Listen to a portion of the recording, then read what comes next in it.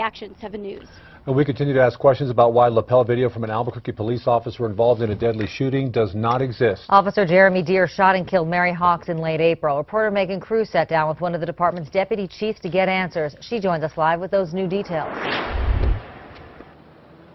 Doug and Shelley, this is the report we broke down for viewers yesterday. In it, Taser says that after reviewing Deere's camera, it can't tell why it didn't record any video. It's either because Deere didn't turn off or did turn off the camera, or a cable disconnected. Well, today I found out a lot more about the camera Deere was wearing.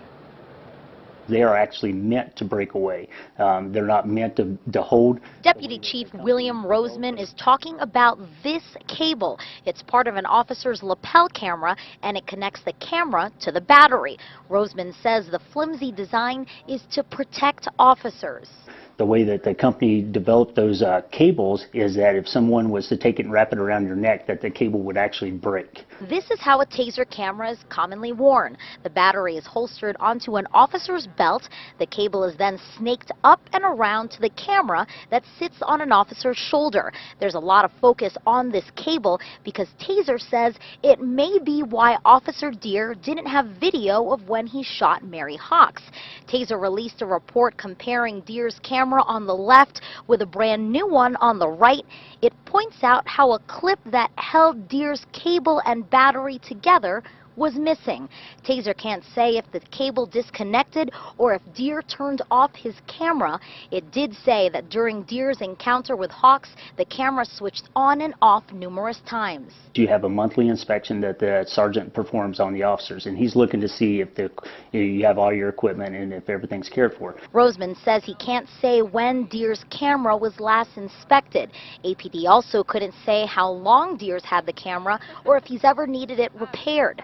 Action 7 News obtained Deere's personnel file.